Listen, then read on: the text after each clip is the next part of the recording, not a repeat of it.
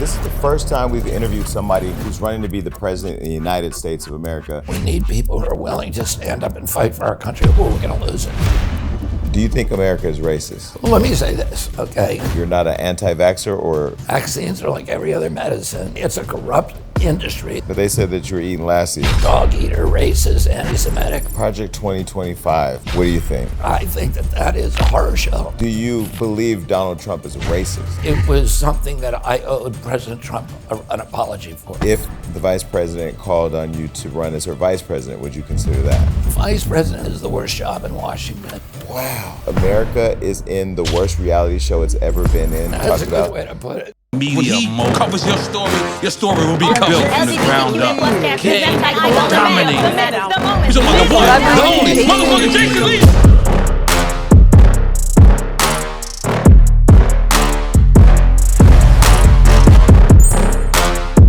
Welcome back to an all-new episode of The Jason Lee Show. Now, you know we've interviewed a lot of big stars, but this is the first time we've interviewed somebody who's running to be the president of the United States of America. Please welcome our guest, Robert F. Kennedy Jr. You know, everybody watching the show is shocked because we were on a hiatus, but when we heard that you were available and interested in speaking to us and speaking to the culture, I thought it was important, especially given the political climate that we're in right now as a country. So I want to thank you for showing up. And also, I've said to both the vice president's team and to the Trump campaign who've reached out for interviews that, you know, I would say that they were the first one to show up, but you were. Why is it important for you to show up and have a conversation with someone who represents the culture about your candidacy for president? You know, the black community has always been important to me historically. You know, my family was deeply involved in the civil rights movement. My father was Attorney General at a key time in history. My uncle, actually, my family was raised in Boston, and my father and my uncle had very little contact with blacks growing up. And so they didn't really understand the issues. But when my uncle ran for president, Martin Luther King was put in jail in Alabama. And he was taken to, and Coretta King was terrified. And she called Richard Nixon, who had a close relationship with Martin Luther King, but Richard Nixon didn't want to get involved because it was so close to the election. And the King family never forgave him for that. They called my uncle. My father originally opposed him calling because he thought it would be so damaging. But then he was actually on his way from my home in Virginia to Washington to National Airport, which is about a 15-minute drive. And he started thinking about it in the car. And then he started stewing about it because what had happened to King had been arrested for a lunch counter demonstration. And he had been talked by John Lewis and some of the younger civil rights workers to participate in this demonstration.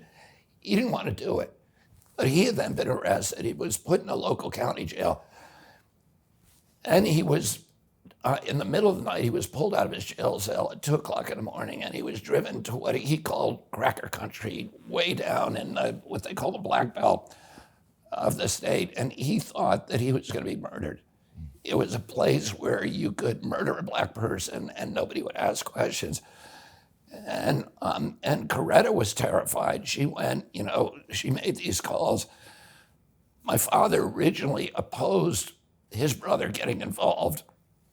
And he started stewing about it in the air on his way to the airport. And when he got to National Airport, he got on a cell phone or on a payphone. And he got a hold of the sheriff.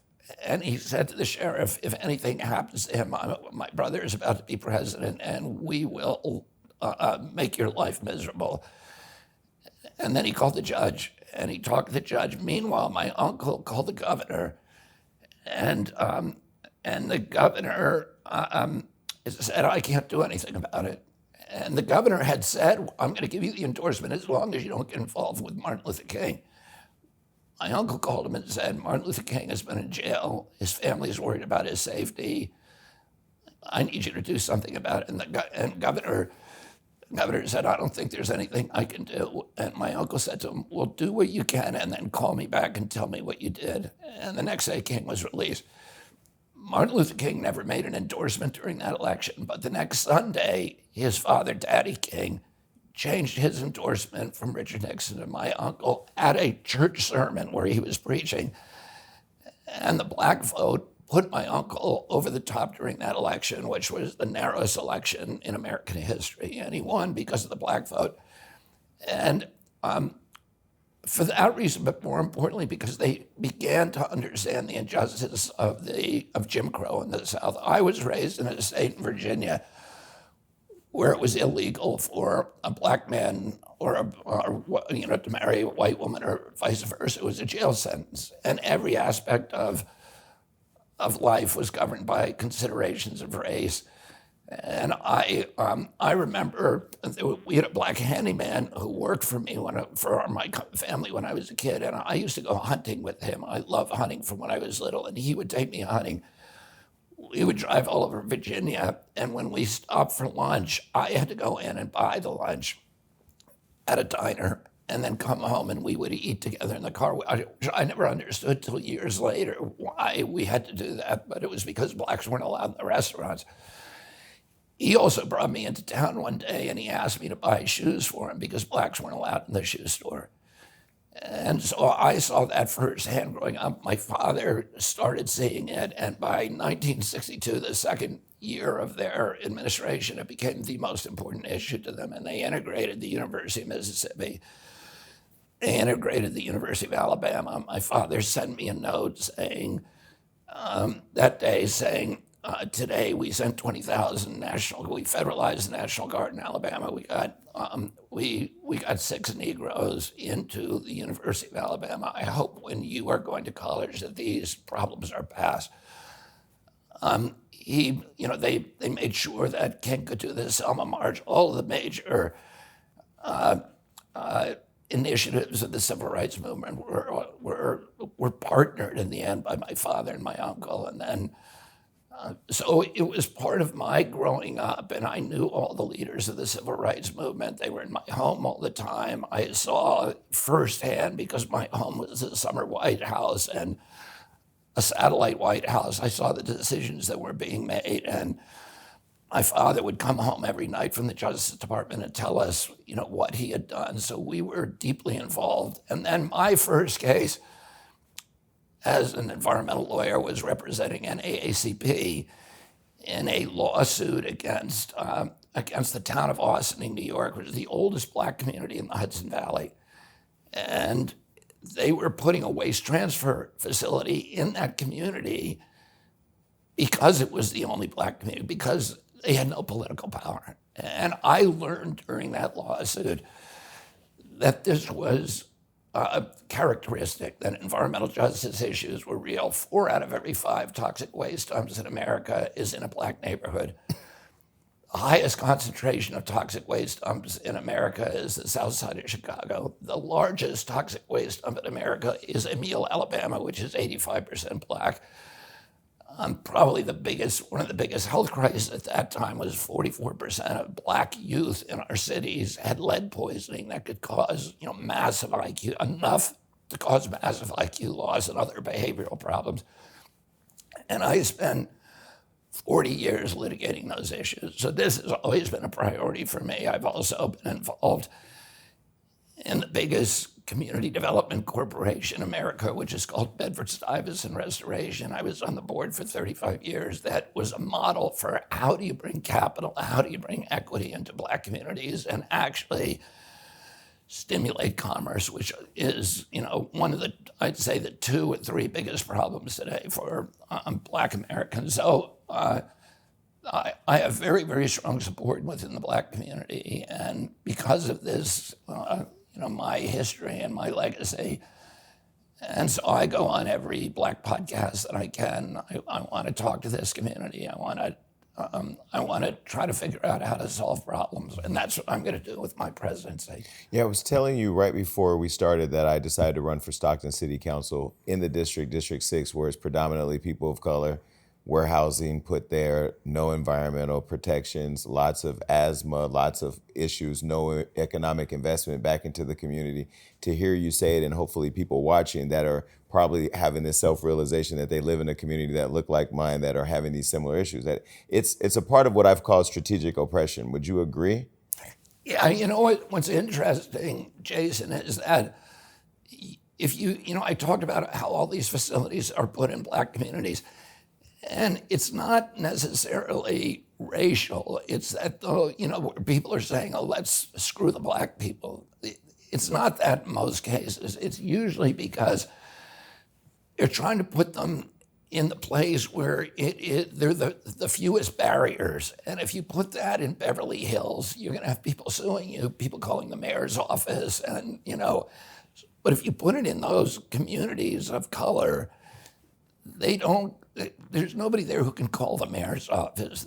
There's a limited capacity for them to make And they don't have the trouble. resources. They don't have the resources to do it. And, I'll tell you something. I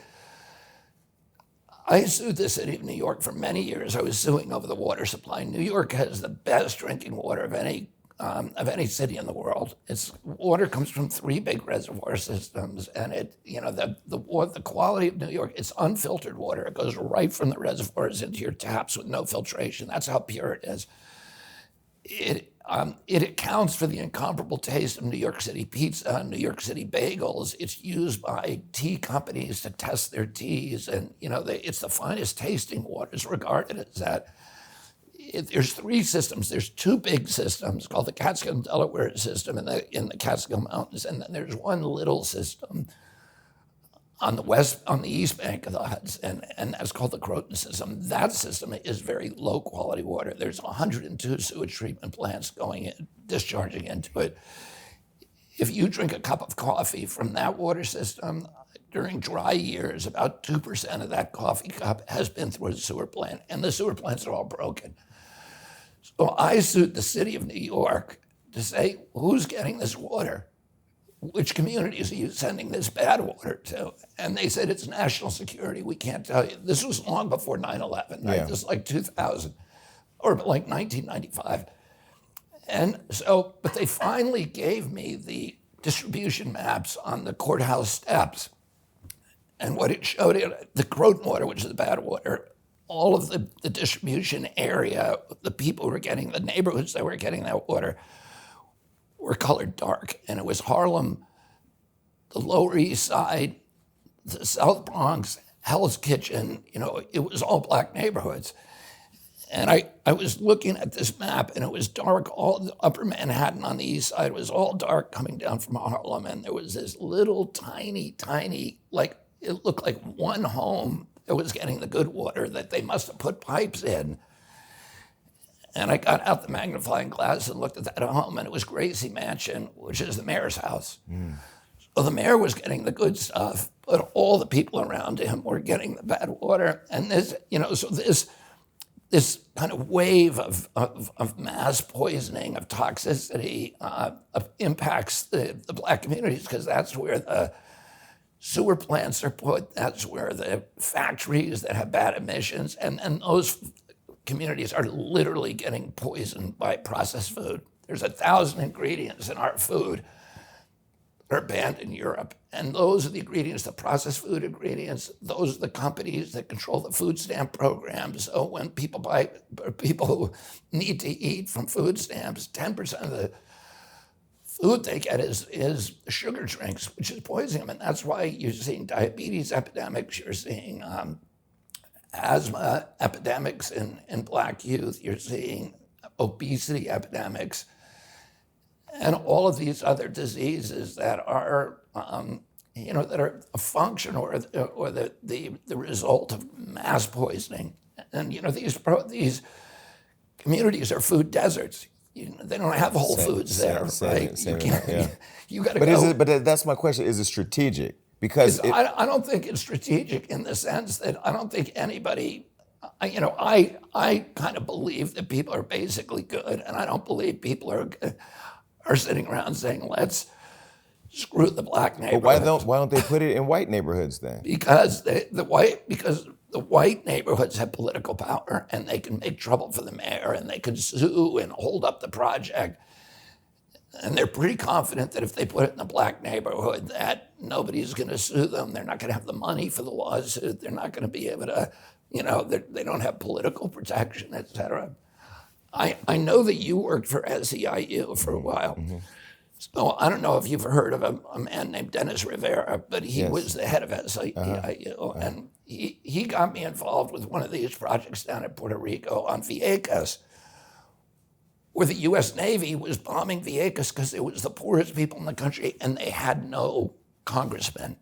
So there were a lot of better places for them to bomb, but they were bombing that because nobody could cause trouble. And I ended up, during that lawsuit, being arrested and put in maximum security prison for the whole summer in Puerto Rico.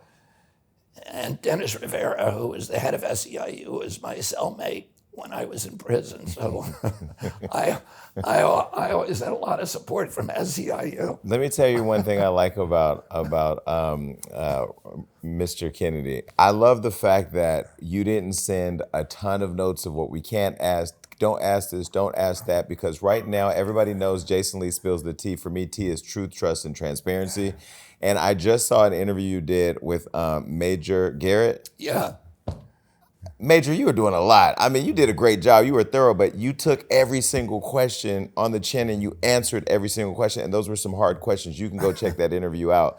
And I really appreciate just being able to have a dialogue that's important because and honest and transparent, because right now I really feel like America is in the worst reality show it's ever been in, and maybe back since 1968 you That's talked a about. good way to put it. Yeah, and 68,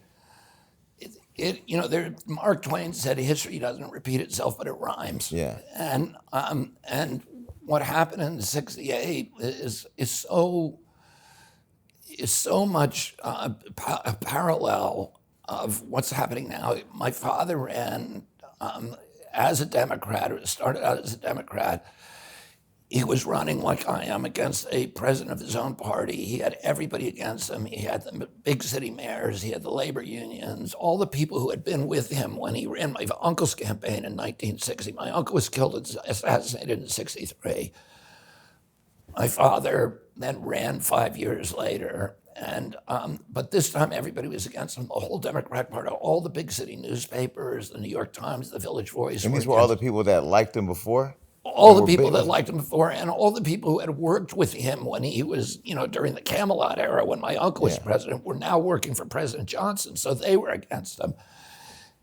Really, the only people he had the black neighborhoods, he had American Indians, he had Hispanics, and he had people in Appalachia, he had poor whites. He was the first candidate to unite poor whites and poor blacks across the country. And there was one labor union, the United Auto Workers, that was with him, and then Cesar Chavez's union. Cesar Chavez was probably his closest political ally and gave him the state of California.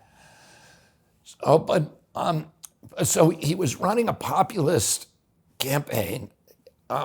He forced the resignation of the president.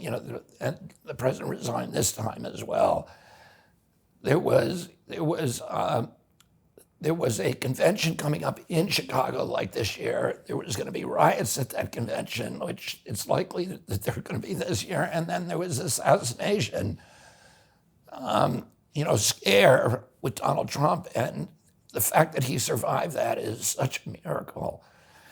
But my father did not survive his assassination attempt. He was assassinated out here in June of 1968, on June 5th. I was with him when he died. I had a big family. I think you had 12 siblings. My aunts and 15 aunts and uncles, and then hundreds of siblings. Yeah, and I had 11 siblings. And a few of the older ones were with my dad when he died. And then, we started into a couple of decades of darkness: Vietnam, Watergate, the Iran-Contra affair, and then, the 9/11, the Iraq War, COVID, and all of this kind of America really got off track after that election and started down this very dark road that Eisenhower had warned us against, about the rise of the military-industrial complex, the rise of corporate power, which would obliterate democracy and ultimately obliterate the middle class. And it's exactly what's happening today. You know, it was interesting. I was just at the White House, and I remember walking out in or outside the Red Room, and President Kennedy's portrait is right there. And as somebody who was born in '77, but close enough to understand the history of what your family's contribution has been to our community, I just see that photo, and it just reminded me of how politics should be working to advance the interests of Black people. When you look at what's happening now with President Trump and Vice President Kamala Harris and the campaigns and all of the noise, where it almost feels like the Black vote or the Black interest is now a political ping pong. What are your thoughts when you see it between those two campaigns? Given the history of your family and what you've done. I mean, it's interesting, largely because of my family's role. Prior to my family, Blacks voted predominantly Republican, and they started, Blacks were Republicans because Abraham Lincoln was a Republican, who had signed the Emancipation Proclamation. When I was a kid, my father, the original Emancipation Proclamation was in our home. He had purchased it, and it was the centerpiece of our home. But ever since then, Blacks had voted Republican, and then they started migrating into the Democratic Party during Franklin Roosevelt's term, because Roosevelt was passing all these laws that made it particularly for rural Blacks, made things a lot better. His wife, Eleanor Roosevelt, was a real, fierce civil rights activist. Interestingly, you'll find this interesting. When they passed the labor laws, he needed to get the southern states on board. And the southern states said, we don't want Black people to be able to take advantage of labor unions. And so we want two industries that are predominantly Black to be exempt from any labor organizing them.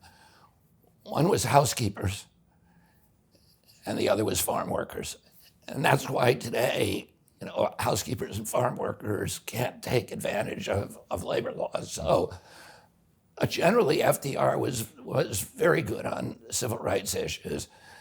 And so some Blacks were coming over, but when my uncle ran, and that turning point, and then he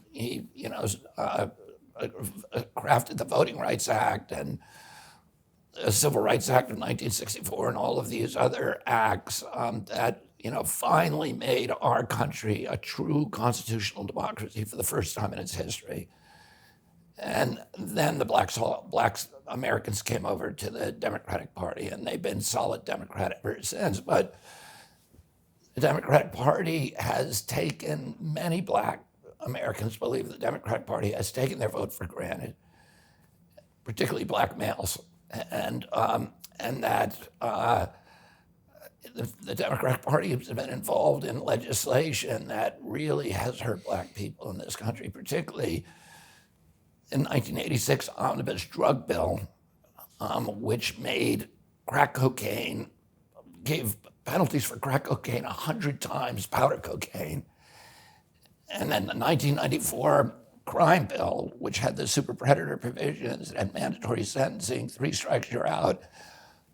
Those two bills, both of which were written by President Biden when he was in the Senate, it doubled the number of Blacks in American prisons. So the number of Blacks in American prisons was steady from the Civil War till 1986. Within 8 years after that legislation, the number doubled, and now 1 out of every 4 Black men has some encounter with law enforcement, and they're usually pretty bad encounters, and then they're disenfranchised because you get convicted of felony, and now you're a second-class citizen now. Well, now you're not a citizen. Yeah. So, it's exactly, if you were cynical and you believed it was purposeful. But that's where maybe I'm a cynic, because I feel strategic oppression is the words that I use. And when I think about prison reform, and because I fell in love with prison reform when I had a friend get locked up in Kansas for a pound of marijuana, had never been incarcerated. and I just thought that's not fair. You know, this is a 24-year-old person who's raising his two brothers with his grandmother. And so I called Mayor Karen Bass, now who was Congresswoman Karen Bass at the time, and she helped me negotiate his release from prison, exonerated. Now he's an entrepreneur in cannabis. But when I look at the history of prison, slavery, slave catchers, Jim Crow. It's like a steady line. It's a steady line to prisons and policing. 270 years of slavery, and then Jim Crow, and what happened in Tulsa with it was the systematic destruction of black entrepreneurship in this country. I mean, in Tulsa in 1908, you had one black man who went out there and said, I'm going to create essentially an empowerment zone for blacks. And he bought 40 acres. He'd only sell to blacks. And it was all, and, within a few years, there was this extraordinary burst of prosperity and affluence in this community. And there were at that time, there were only 2 airports in all of Oklahoma, but there were 6 black families that owned their own airplanes, right? And so you had this, and then that was destroyed purposefully. And that was not the only Black Wall Street. There were Black Wall Streets in Alabama all over the country, and they were all wiped out. And then, you had the Jim Crow laws, you had all these, and that's been followed by redlining, by the school to prison. It keeps morphing into something else. Yeah, it's like whack-a-mole. They keep figuring out a new way to do the trick. Yeah. But that's why when I think about your family's history, because, we haven't talked about your Uncle Ted Kennedy, right? We haven't talked about Maria Shriver. Your whole family is historically helped to move the interests of people to be equal or to be treated with dignity and respect. So when I think about that, when I look at even learning in your, when you first ran for president, you ran as a Democrat, right? Yeah. And then why did you? I understand why you ran as a Democrat, because historically your family, I'm a Democrat. You're a Kennedy. I mean, you're literally our country's royalty. But where do you then get the decision? Where do you make the decision? You know what? I'm about to go over here and be an independent. And without protection, which we're going to get into that in a minute, because that was kind of shady. Because once you're a Kennedy, given the history of your family, and now you're out there as a person whose name is in the conversation to become the president of the United States, it should have been a no-brainer that you were given Secret Service protection, but we'll get to that in a minute. What was a decision that made you go, you know what, like many Americans, I'm fed up with or frustrated with the Democratic Party, I'm going to switch to becoming an independent? I was actually the last person in my campaign that agreed that I had to move out. My campaign manager at that time, Dennis Kucinich, who had run for president twice himself, he said from the beginning, the Democrats are never, ever going to allow you to compete fairly. The Democratic Party is now run by corporations. And this happened because in 2010, the Supreme Court issued a decision called Citizens United that said that for 100 years it had been illegal for corporations to donate to political parties, federal political parties, and in federal elections. And the Supreme Court, this business-friendly Supreme Court, wiped that law out in 2010. And they said a political donation is a form of speech. Therefore, it's protected by the First Amendment. Any restriction of it is illegal. And so this tsunami of corporate money began flowing into the Republican and Democratic parties. And it was BlackRock, State Street, Vanguard, the pharmaceutical companies, the military industrial. NRA is one as well. So the NRA is an NGO. It's not a corporation, so they could donate. And that's why they exercise so much power up until 2010. But in 2010, the amount they were contributing was dwarfed by what, the oil companies and the coal companies and the pharmaceutical companies were contributing to both parties. And both parties became corporate parties. The Democratic Party completely forgot its relationship with labor. The Democratic Party, when I was growing up, was cops, firefighters, auto workers, factory workers.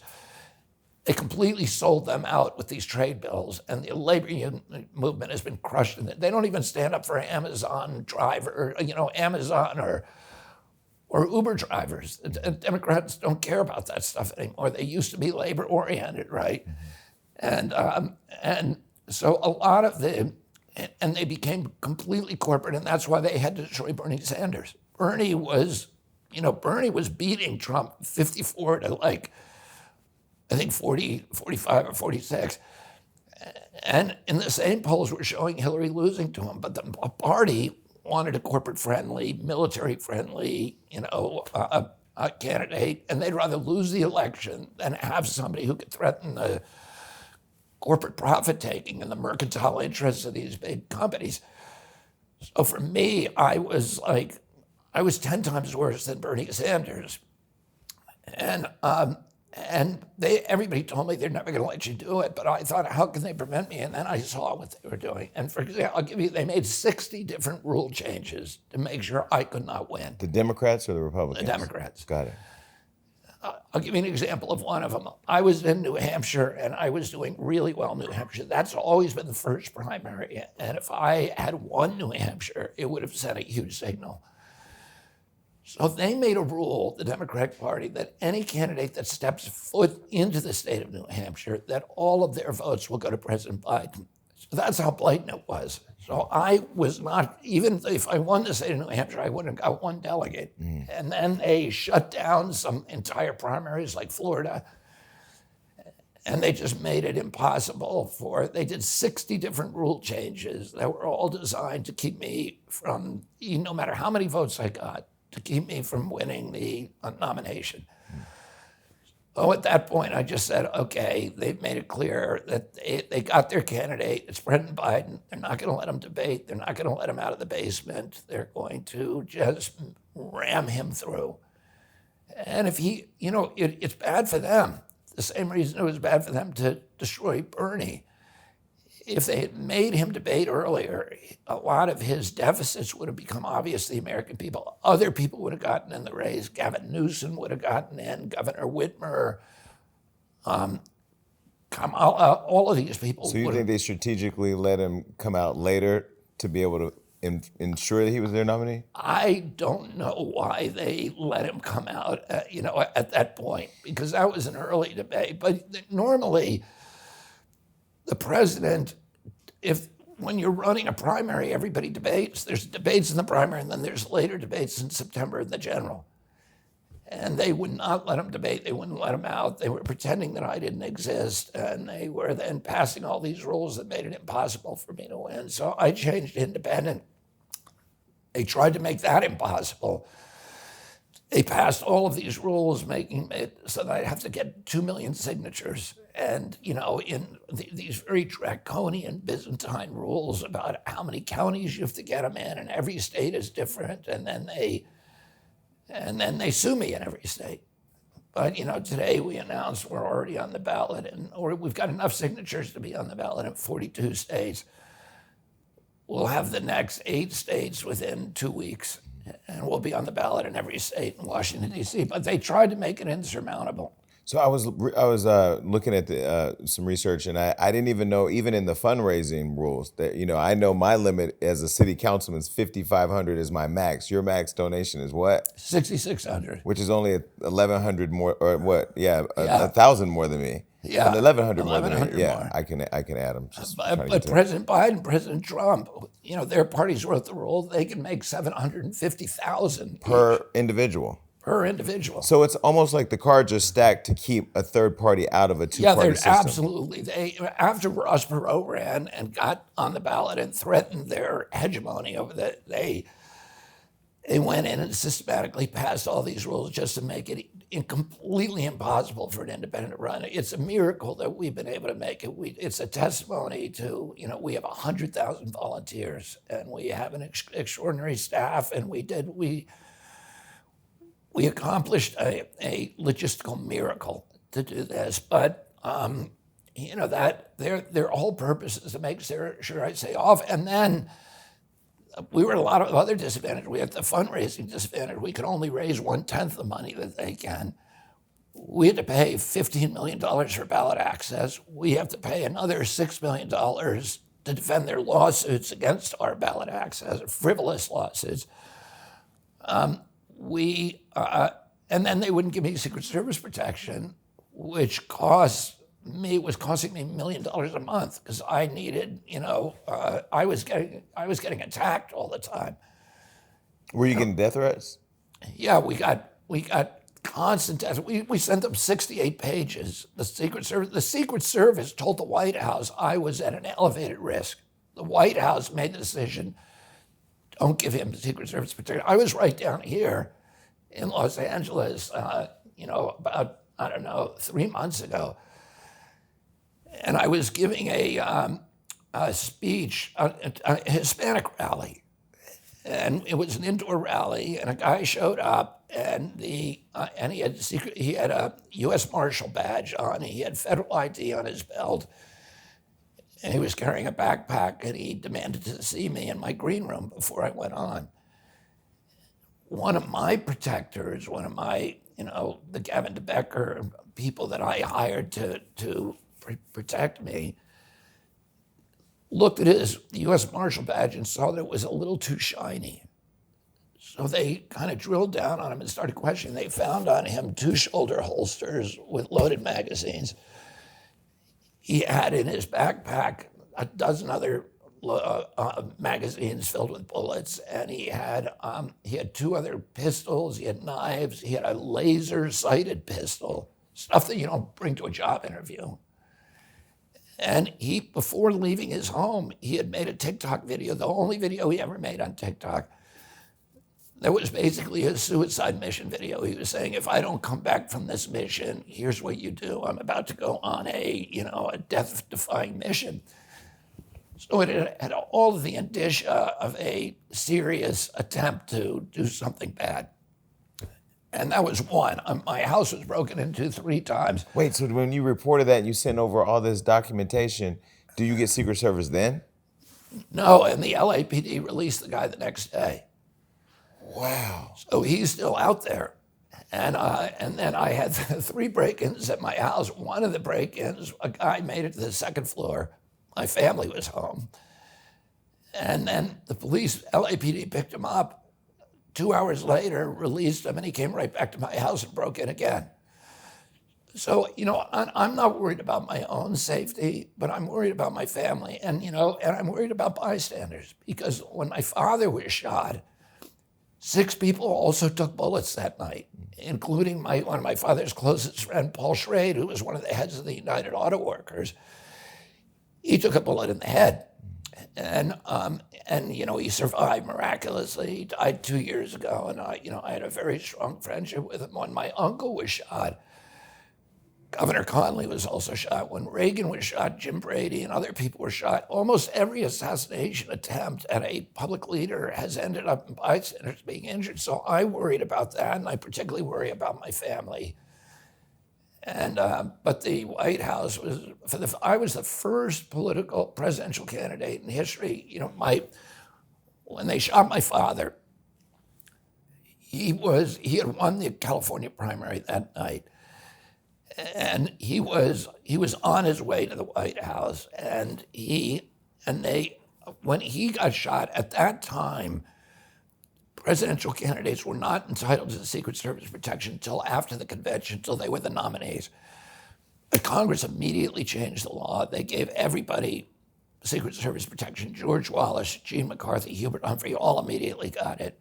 And ever since then they changed the law that said you get it automatically 120 days early.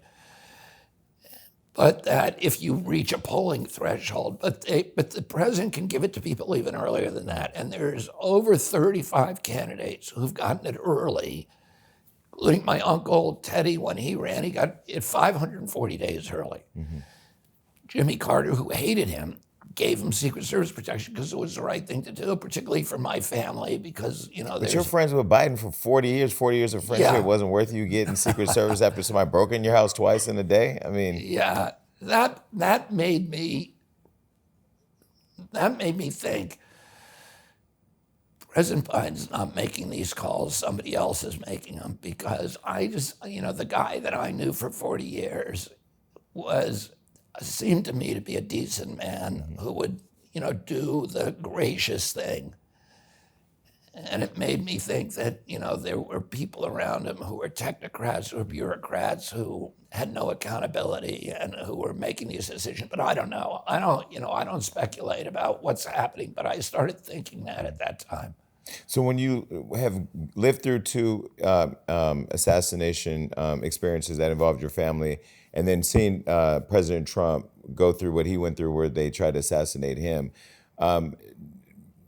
what do you make of it, given the context of what's happening now? Because when those assassinations happened to your family, it almost seems like those were people trying to stop the progress of bringing people like my community up or bringing the country together. This one seems almost as if, because it was a Republican that tried to take him out, the young man was pretty much not happy with what the temperature that Donald Trump has been creating in the country. What do you make of this last attempt? I don't know, and I haven't looked carefully into it, and I know there's a lot of what they call conspiracy theories around the shooting, but I don't, really know enough about it. It was a miracle that he survived. My uncle's assassination, the documentation of CIA involvement it makes CIA involvement beyond dispute. There are many, there's probably 30 people now who have confessed to being involved in that crime, a lot of more deathbed confessions. And have you been the only person in your family to be vocal about believing the CIA was behind your father's death? No, I didn't. I just accepted the orthodoxy for most of my life. And I'd say maybe 15 years ago, there was a new book out that was called The Unspeakable by a guy called James Douglas. And there's 100 books about my uncle's assassination.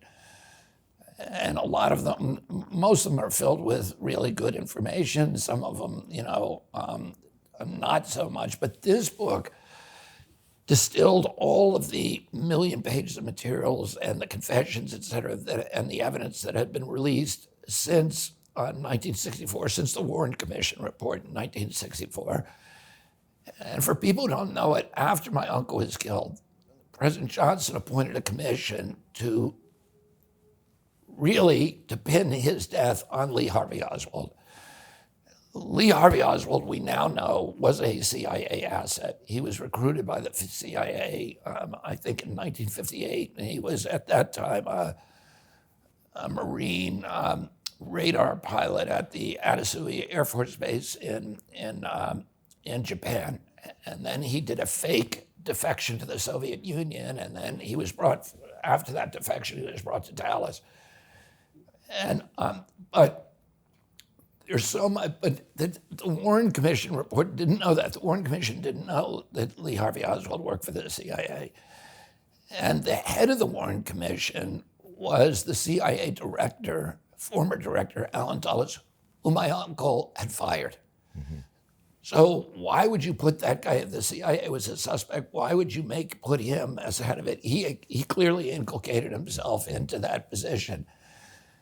And they came out with a report that said that Lee Harvey Oswald was a lone gunman. Well, 10 years later, in 1973, Congress reopened the investigation, and Congress came back and said, and they were looking at a lot more documents, and they came back and said, no, it was a conspiracy. So that was the official finding of Congress, and that committee pointed to the CIA and to the mob. And what they didn't know was the close relationship between the CIA and the mob, that there was really no daylight. And then since that report, there's been a million more documents released that, where we now know what happened and who did it almost to a certitude. And and the guy who distilled all of that information in the most readable, really, it's a riveting book, was a guy called James Douglas, and the book was The Unspeakable. And I read that book, and then I showed it to Ted Sorensen, who is my uncle's speechwriter, and both of us were transformed by it.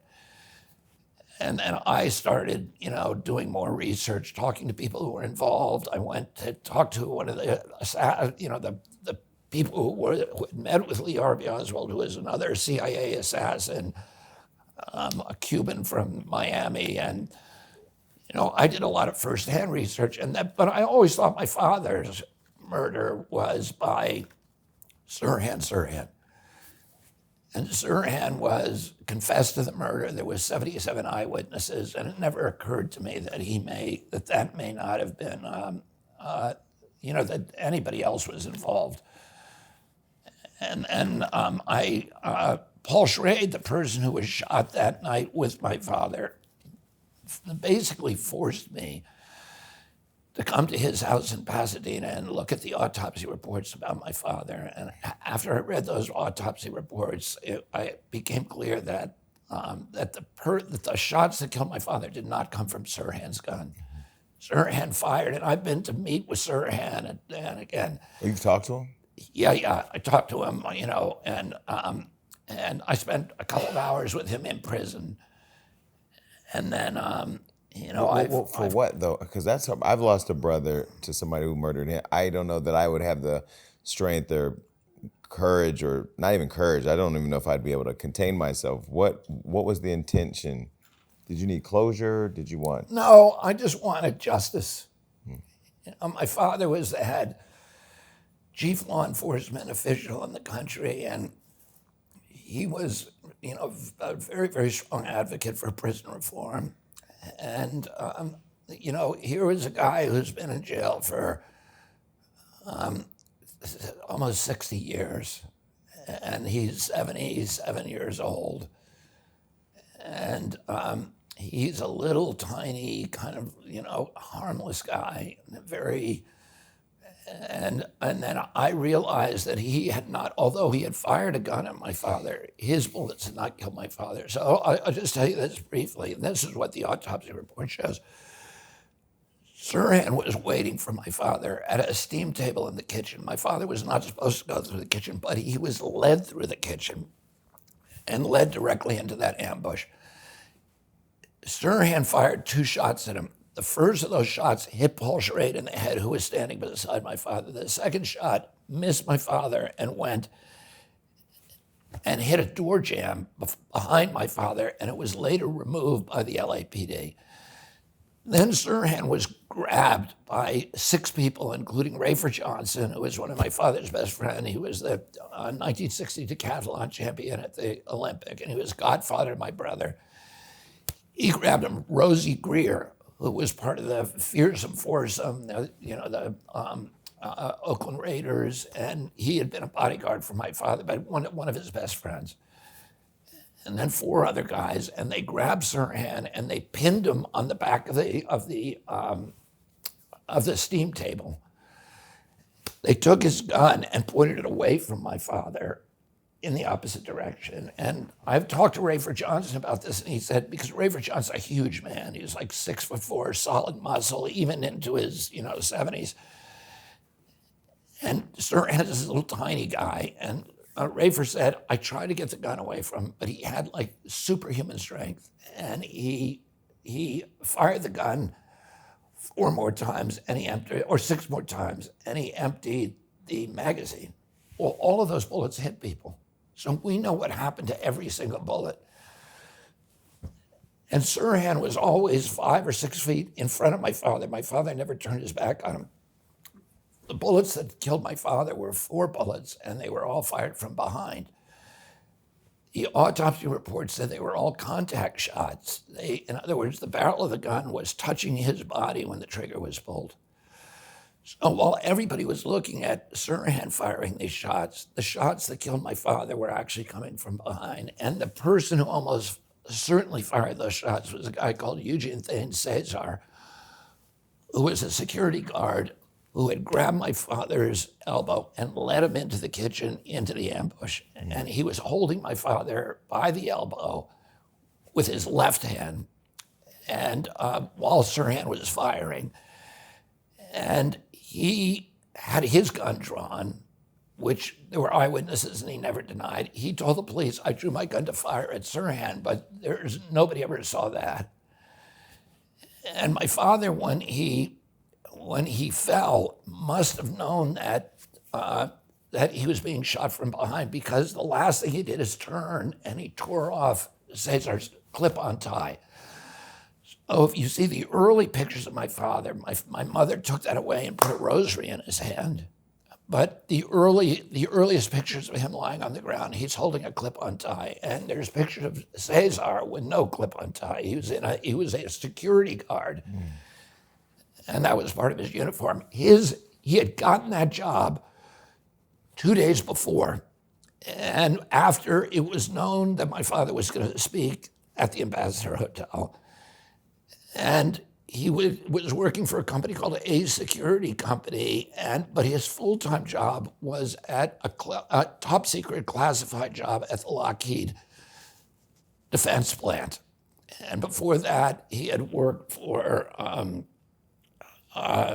Hughes Aircraft, and Hughes was involved with a lot of the mobsters who were involved in the original Kennedy, my uncle's assassination. So given all that history, you're talking about mobsters, CIA, FBI. People are watching right now saying, why would you run for president knowing that they're not going to give you the protection, knowing what all your families had to sacrifice, what you personally have had to sacrifice? Why would you run given all that? Well, I mean, look, I lost 2 uncles during World War II. My other uncle, President Kennedy, was MIA for 10 days and presumed dead. His ship was cut in 2 in the Blackett Straits in a fog by a Japanese destroyer, and some of his crew was killed, and he was then swam to an island dragging a man with a lanyard in his teeth who was badly burned. And my father joined the minute that he could to go to fight in World War II. And I was raised the idea that if you care about your democracy, that you have to make sacrifices for it. And that, during World War II, and during all these wars, we lost a million Americans who were willing to put their lives on the line for our country. In 1776, we lost 25,000 Americans who gave their lives to give us the Constitution. And, Thomas Jefferson said that the tree of liberty has to be watered with the blood of every generation. And what he meant by that is in every generation, we need people who are willing to stand up and fight for our country, or we're going to lose it.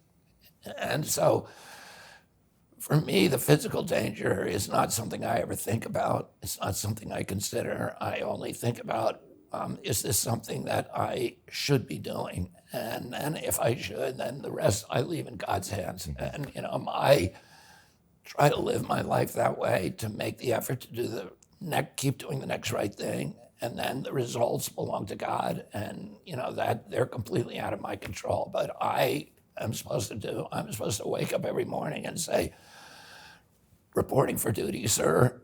And then, try to live my life along by making moral choices. And I believe that I was in a unique position to remind people about what this country is supposed to look like, what its ideals are, to unravel the warfare state, to unravel this corrupt merger of state and corporate power that's taken over, that has hijacked our government away from the people, to end the toxic divisions that keep us apart, so that these corporate cartels can funnel money upwards and strip mine the wealth from the American middle class, and to end the addiction to war, to end the chronic disease epidemic, which nobody's talking about, which is the biggest killer, the biggest issue in our country today. That our kids are all sick from autoimmune disease and food allergies and asthma and allergic diseases. When I was a kid,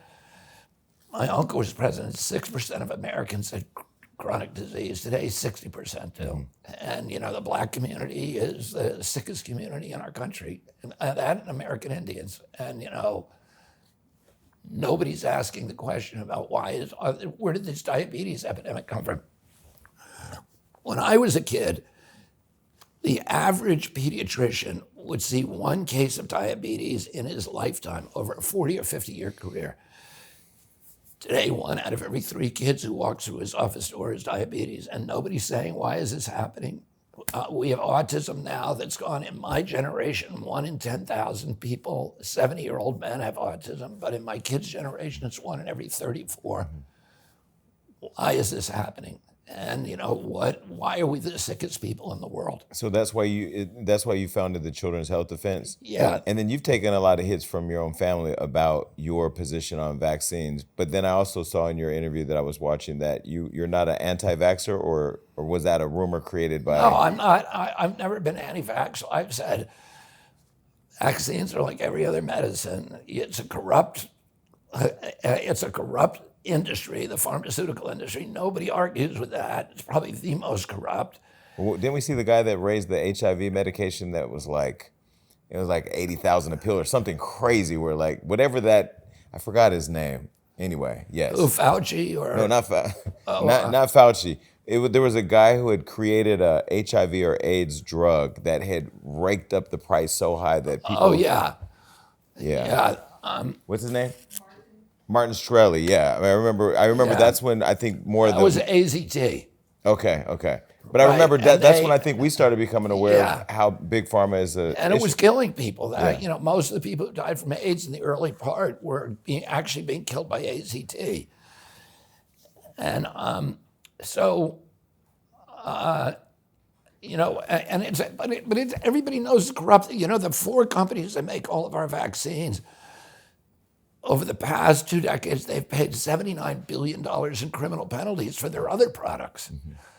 So all I've said is, let's make sure the vaccines are safe, let's make sure they're effective, and let's have the best science, the same rigorous science that we have for every other medicine. That's all. And the industry doesn't want to hear that. So they apply this pejorative to me and say, oh, he's crazy, he's anti-science, anti-vax.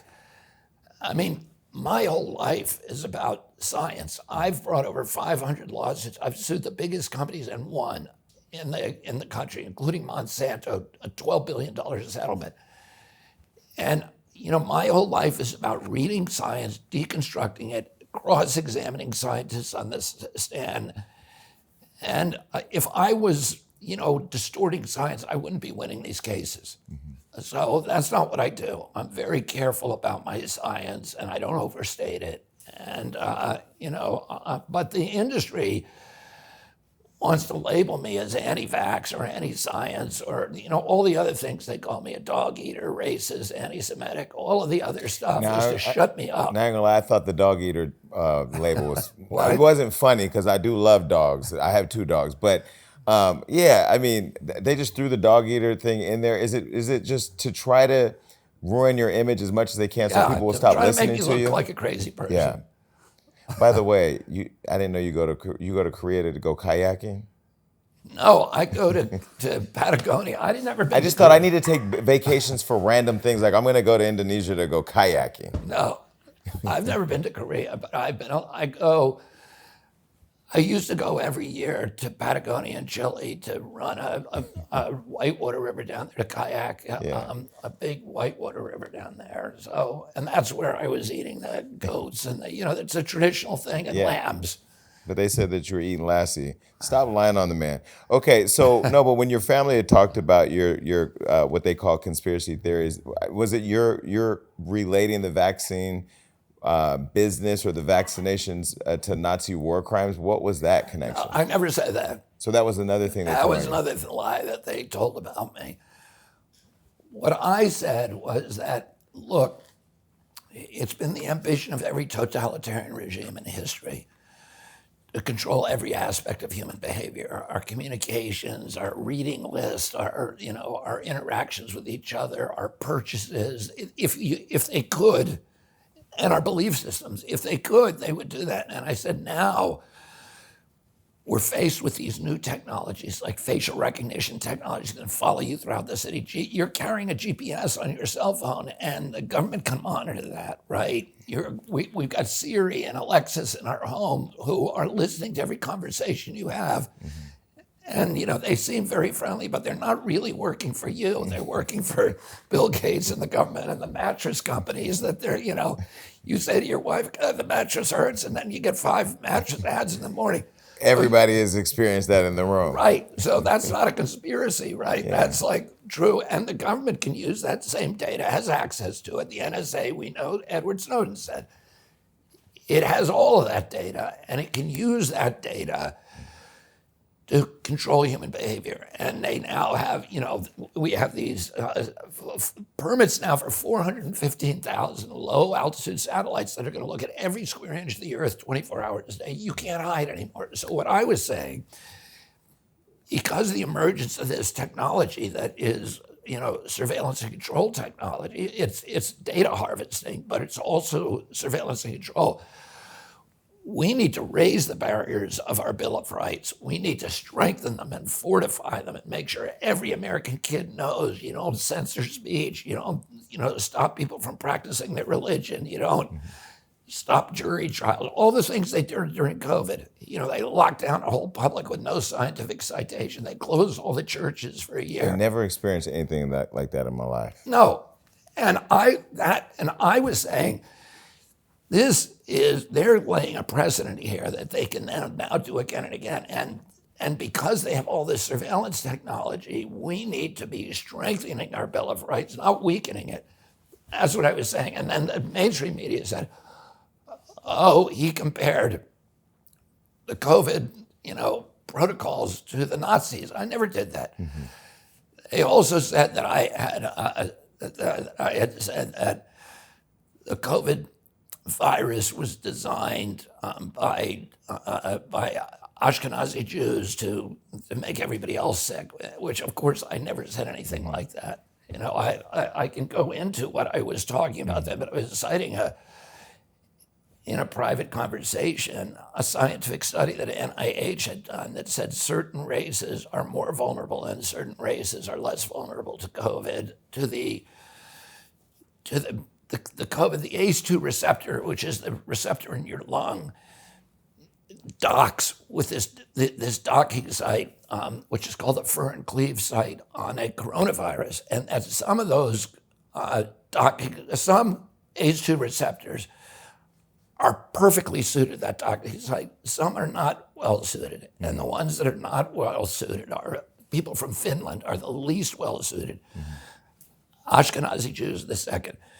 Chinese, the third. The most susceptible are blacks and Caucasians. And I never suggested this was deliberate or was engineered like that. I just quoted a paper that is, a peer-reviewed study that's published out there. Speaking of private conversations, you recently spoke about the private conversation you had with President Trump. That went viral. You said that you felt bad about it getting out, but you also didn't want to talk about the conversation that you had with the president. And I didn't even, given especially the history with your family and what they've done for Black Americans and what, even just in talking to you today and loving a lot of the views that you have, wouldn't have even attributed you being on a phone call with Trump. Was there anything in that conversation with Trump that led you to believe that if he were to become the president of the United States, that you could work with him? Well, I don't want to,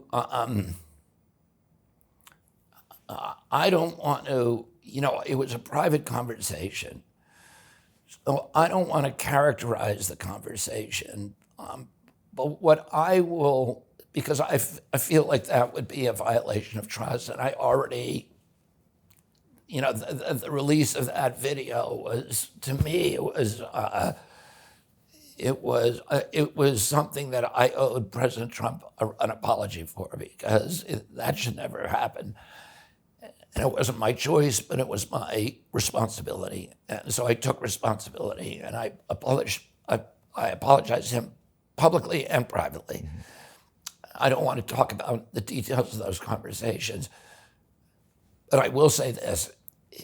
Any candidate who comes to me and asks to talk to me, I will talk to them. Mm-hmm. I'm trying to bridge the divide. I'm trying to not, from the beginning of my campaign, I said, I'm not going to demonize people. I'm not going to vilify them. I'm not going to name call. I'm not going to talk about their court cases. I'm not going to talk about private or personal issues. I'm going to criticize President Trump on his policy choices, and I do that all day. And I'm going to criticize President Biden on his. But I'm trying to bridge the divide. I'm trying to bring Republicans and Democrats together, because the people who profit from us all wanting to kill each other are BlackRock, State Street, Vanguard, Pharma, the military-industrial complex, who are mining the wealth and sending it up to this new oligarchy of billionaires. And, during COVID. But can I say really quick on Trump? Yeah. But when you look at Donald Trump and you look at the rhetoric he's putting out there, I don't even look at him as the Republican Party, although that is the party person that represents the party at this point. But it's not even an undertone of racism that I see now, and it gaslights people to feel racism in the country and bringing racism to the top now. I mean, I think for years, racism in this country has kind of been an undertone of the country. Now I think it's just right in your face every single day. Do you believe Donald Trump is a racist?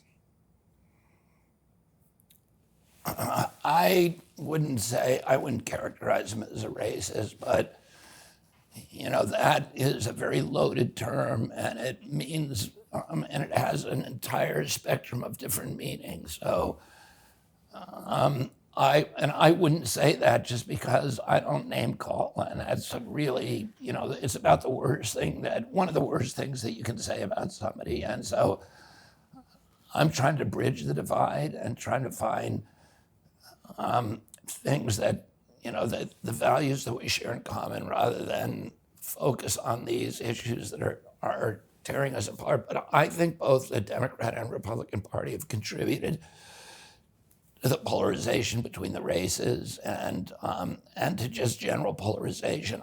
I agree with you. And let me say this. I think what President Trump did in front of the black journalists this week was a huge missed opportunity. So the National Association of Black Journalists held a conference that they do every year. They invited the president, former President Donald Trump, to attend. He attended, and while was being interviewed by a black woman, was questioned on the ethnicity of Vice President Kamala Harris. And when he was asked, what he said was, first of all, he said he was invited there, and he was told that his opponent would be there. But he said that, first of all, I don't think I've ever been asked a question in such a horrible manner, and then went on to say that he doesn't believe that Kamala is black and that she's deciding to be black now, but has always been an Indian. Yeah, so like I said, I think that... that's a lot. And I don't see that coming from a person like you, a person like your family. We don't see that. We don't see Kamala. Of course not. We don't see Kamala coming out and saying, "Oh, are you a white man? Are you this man?" Like, that's just not even something that we would look at presidents or presidential hopefuls doing. Yeah, and I agree with that. And I think that, I think it was a huge missed opportunity for President Trump, because I think Kamala is vulnerable on a lot of issues, and particularly issues affecting Black Americans. And I think it would have been better for him politically if he focused on those issues, and particularly, the school to prison pipeline. Her record as Attorney General in defying the federal order to release 5,000 mostly black men from prisons when she was ordered to, and a lot of other issues. And I think if we focus on those issues without the meanness, without the pejoratives, without the name calling, and without the craziness, that we could actually have a congenial debate, and we should be talking. We should be talking now not about her ethnicity or a division. We should be talking about how do we fix the schools that are a criminal assault on young black people. How do we fix the fact that there's only 24 black banks in this country and they're all underfunded? None of them can put equity into those communities. How do we fix redlining? How do we fix the fact that the 2008 mortgage crisis completely stripped mine equity from black communities, and nobody can get a home loan in those communities. Nobody can get a small business loan in those communities. If you starve those communities of capital, that's when crime happens. And let's talk about that. Let's talk about how to pardon all these black men who are in jail for nonviolent drug crimes so they can vote, so they can get jobs, so they can participate. There's a million things that we ought to be talking about right now. And calling each other's names, or like even saying racist.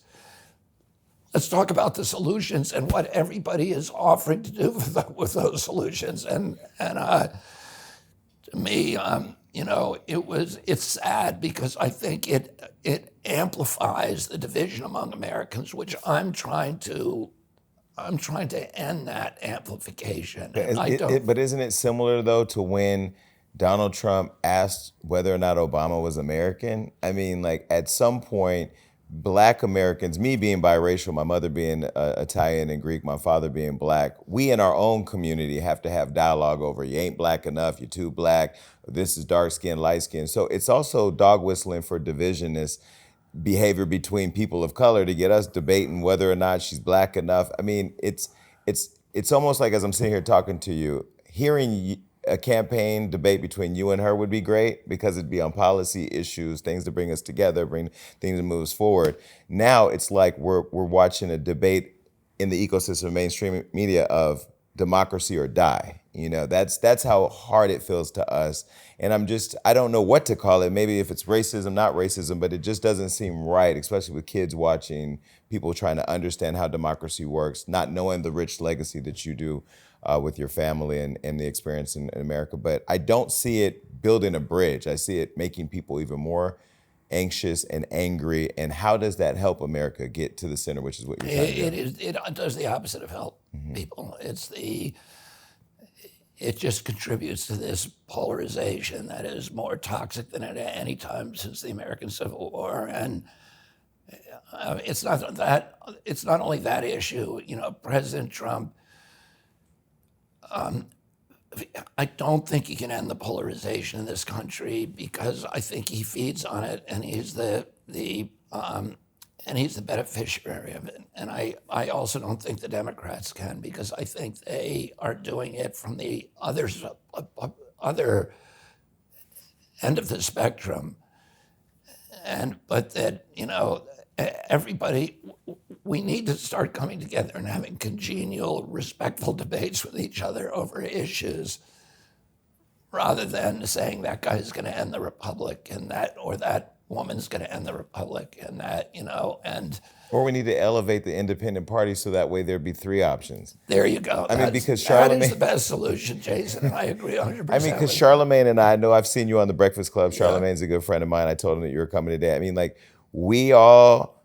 I remember Charlemagne said to me, I said, hey, man, you got to come over to the White House. I'm over there with Vice President. He said, as soon as you disagree with them, they're going to stop talking to you. And I was like, oh, Charlemagne, you're being a hater. And the minute I criticized him, and this was after like a year. Who are you talking about? The minute you criticized who? The vice president or the president. The minute I criticized the administration, I'm going to be uninvited.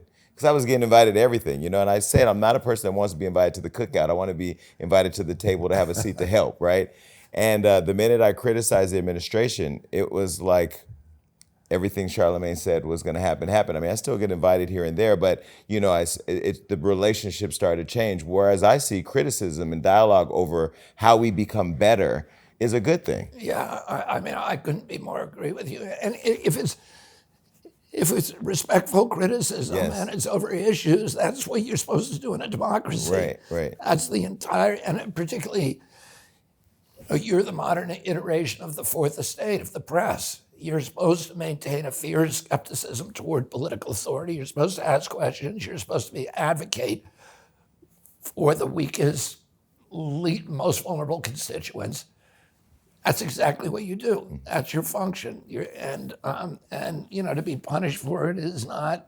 It's not consistent with American ideals, and it's not consistent with the Democratic Party that I grew up with. I'm very, very happy that you're running, you're getting involved in the political process. I think that's going to be good for our country. Thank you. Let me ask you a question. They asked Kamala Harris a long time ago when she was running if she thought America was racist, and I think she said no. Do you think America is racist? Well, let me say this, okay? I think I don't think of myself as having a single racist molecule in my body. But all of us are hardwired for tribalism.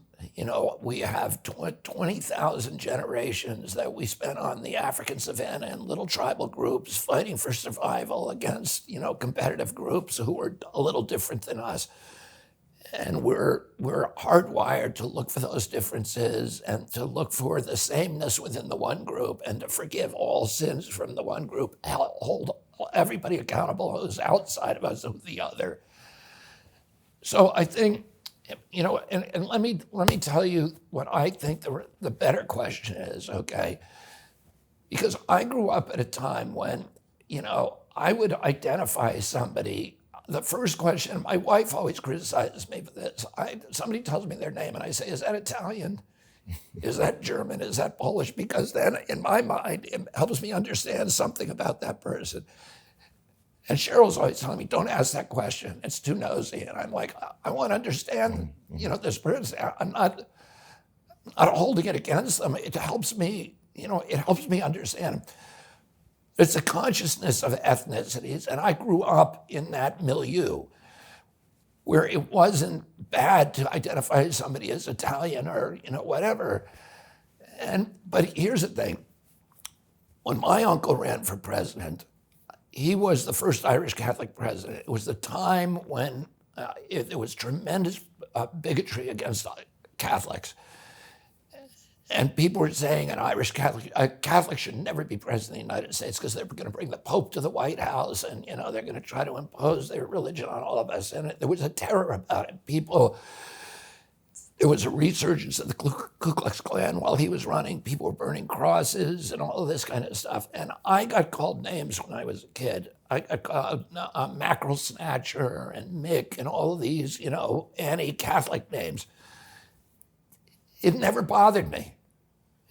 I never internalized it. I thought I was happy with who I was, and I thought, and I had an education. I had a family who loved me. I had social connections in my community, and I had ambition and hope for my future and confidence in it. And that's what we want for Black kids today. The DEI movement is about, teaching people. But you have Donald Trump running who says that Kamala is a DEI hire. Yeah, well, but all I'm saying is what we should focus on. When I was a kid, we had the best education system in the world. Today, we're 22nd in the world, and that it doesn't. The inner city schools, the kids who get out of that none of them are reading at grade level. Almost none of them are reading at grade level. They can't do math. They can't participate in our society. They're mass poisoned. But is that because America's racist? If that kid encounters a racist remark, it's going to destroy him. But a kid with confidence, because he's educated, because he has hope, because he has a future, he's going to go to college. He'll do what I did with those remarks, which is say, that guy's got a problem. I don't have a problem, that guy. And that is the resilience and we need to give kids because we're not going to be able to eliminate racism. Right, but Sonia Massey said, I rebuke you in the name of Jesus, and Sonia Massey said, I rebuke you in the name of Jesus, and was murdered by a white police officer in her home. And after she called for help. So the question is simply, do you think America is racist? Because some people may say, no, it's not racist. I think a lot of Americans are racist. Yeah.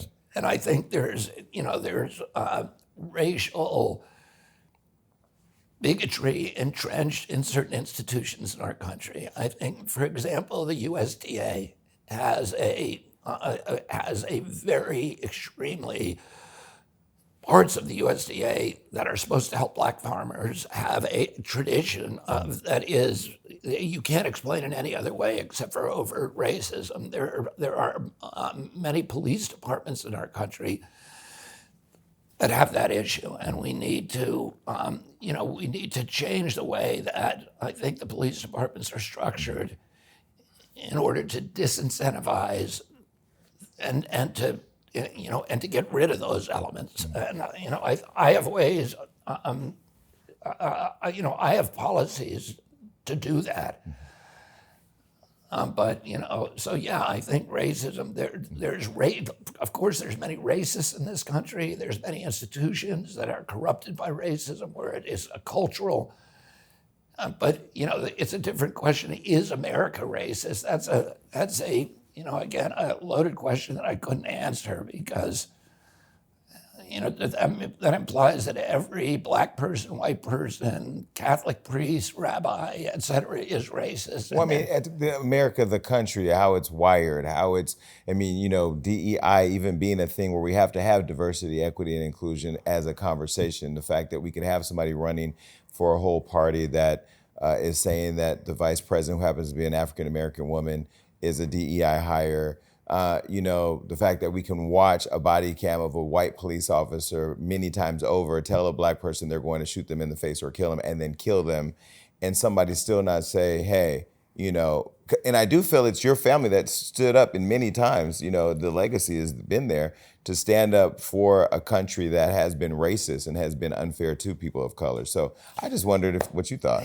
I mean, and I don't mean to seem evasive to you, because I think America is diverse, it's multi-layered, and it's complex like every society. So there are definitely huge parts of American society that are racist, but aspirationally, are we racist? I think you can make the other argument that aspirationally, America does not want to be like that.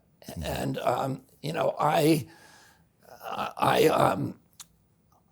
so I'm willing, I guess I'm reluctant to cast that aspersion on the entire American experience when I know so many people, in my family and elsewhere who are well-meaning, who don't have a racist bone in their body. But yeah, there's a big problem with racism in this country. And reparations, we look at Native Americans who've had reparations. Black folks have been talking about reparations since I was a kid. Do you believe that Black Americans are entitled to reparations? I believe, here's what I think. I think there's a strong moral case for reparations for both the legacy of slavery and the legacy of Jim Crow, what happened in Tulsa and everything. The Supreme Court case in the Harvard case has made it clear that race-based reparations are unconstitutional. You could still do, technically, slavery-based reparations, like they did with the Korematsu case with the Japanese who had suffered confiscations during World War II. If you can trace your roots to slavery, and then you can show economic damage that is residual and economic damage today, you can do that. Congress, not only would you have to win that in the court, you have to get a law passed. You need to then win it in the courts, and then you need Congress to appropriate the money. Do I think that's going to happen? No. I don't promise anybody that that's something I'm going to do. I work essentially for reparations for American Indians. For 20% of my career was about, negotiating treaties and litigating on behalf of Native Americans on issues that are similar to that. But I'm a lawyer, and I look at what's possible in the law courts. And, what I think is, what my solutions are, is targeted community repair that is not race-based, but, Black Americans, since they're disproportionately in poor communities, would get the disproportionate advantage of it, which is to get equity into those, to change the education system, to switch to charter education so that we're not telling Black parents, you got to wait till we fix the public schools, because that's not going to happen. The day that they figure out their kid's not getting a good education, they should be able to move them to a school that they can. We need to get these kids educated, and then we need to get them access to capital. And I believe I'm better able to do that than anybody else. I think I understand the issue better than anybody.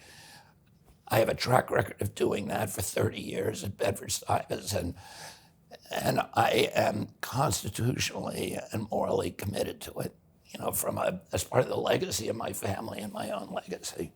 Project 2025, 900 pages. I went to ChatGPT and say, sum it up. It said it's bad. What do you think? There are, a lot of it is really bad. But I saw the same thing by the Heritage Foundation when George W. Bush got elected. I think it was called Mandate for Leadership, and it was just the same document, but a different name? Yeah, a different name. And they ended up doing a lot of it, and it was really bad. So I don't think it's a good thing. Some of their the health-based stuff is actually, I think, really good. But most of 2025 is terrifying. If they actually did it, it would transform us from the world's exemplary democracy into kind of, a fascist state. But with the Supreme Court recently making the ruling to give presidential powers, That's terrifying. but that plus Project Well, 2025 equals. That would be the end of that would be the apocalypse for the American experiment with self-governance. And you don't support Project 2025, and you believe No, that? no, no. I want to make that clear. I think that is a horror show. Okay. Like I said, I think there's one section of it that the part on health policy, that some of that is good. But why are And I haven't, I haven't read the whole thing. I've read I haven't parts either. of it. I've seen summaries of it, and it's basically exactly like the 2001 document that they used, that Bush Cheney used to the Patriot Act and all that stuff that they passed, which has destroyed a lot of democracy and freedom in our country. No, I agree. I'm black and gay, proud to be black and proud to be gay. When it comes to people's right to choose who they want to love and marry who they want, what do you think about that? I think that's like I like how he's laughing, but there are people out there who don't support gay marriage, gay people loving each other. I come from a place of, and forgive my language, I don't give a shit what people are doing as long as it don't affect me. That's just like, if a woman wants to do whatever a woman wants to do with her body, it is her body. I think the government shouldn't have anything to say about it. I like that you laugh at it, because I agree. It's like a no-brainer. It's a no-brainer. Yeah. Man, I wish we could hear more about you and what you're doing and what you represent and what you're standing for, because I feel like that we're in a weird place right now. Yeah, we are. Yeah.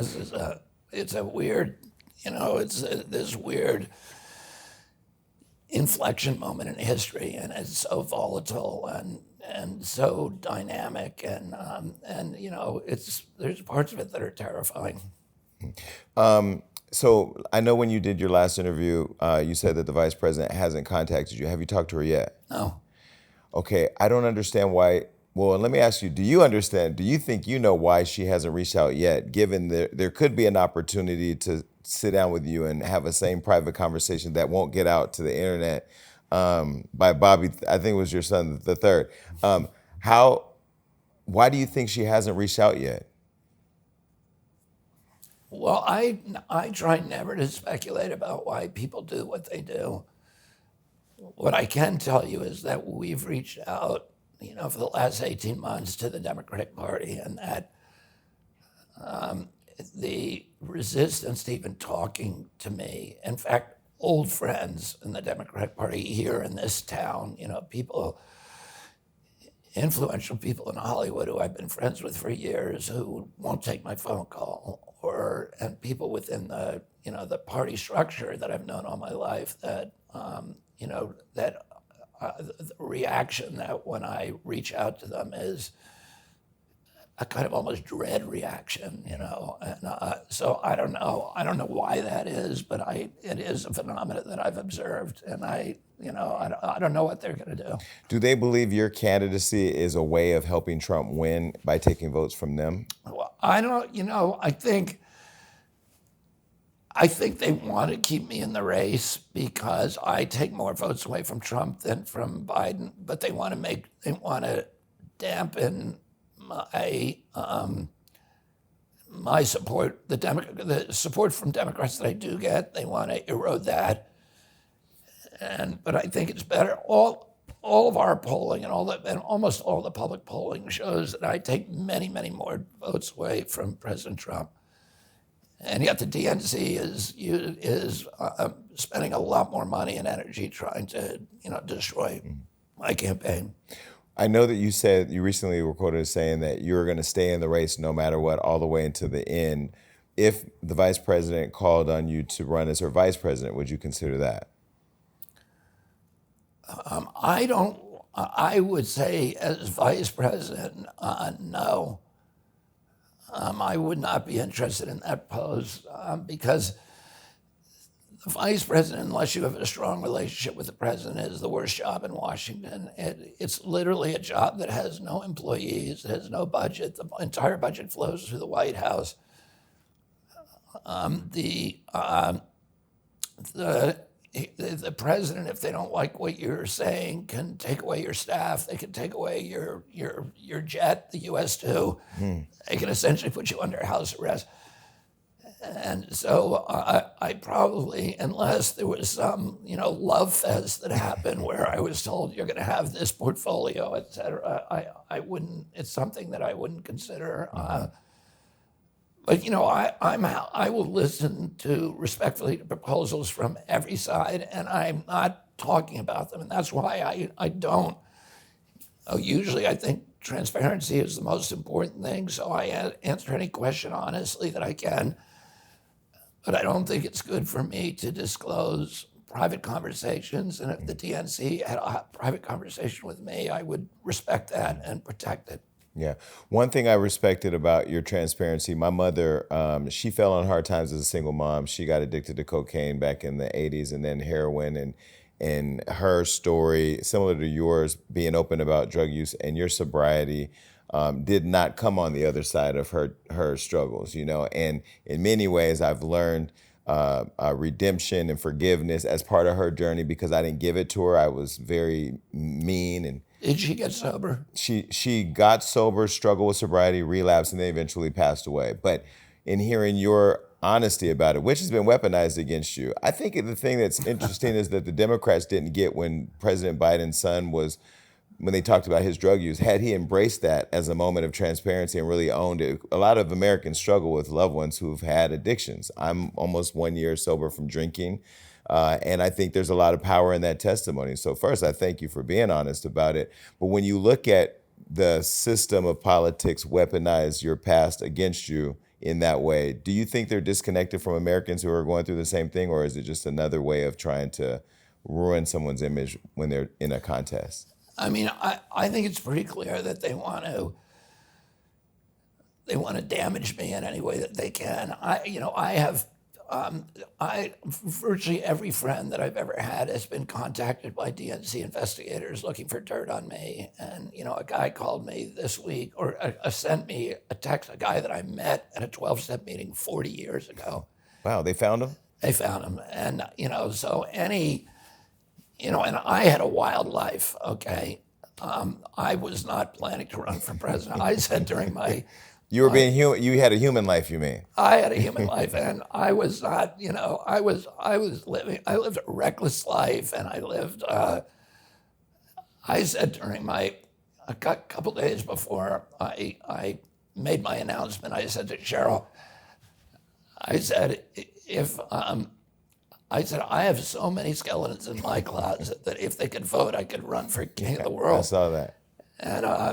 And she laughed, but it's true. So they're going to go out and find all kinds of stuff about me, and a lot of it's going to be embarrassing and stuff. But they don't want to have the conversation I want to have. Yeah. They don't want to talk about the $34 trillion debt. They don't want to talk about the war machine dominating or the corruption in Washington and how to heal the divide, among Americans, and my challenges, and a lot of times I feel like it's raining hardballs on me because so much of this stuff is coming at me every day. It's something I did in 2003 or something I did in 1997 or whatever.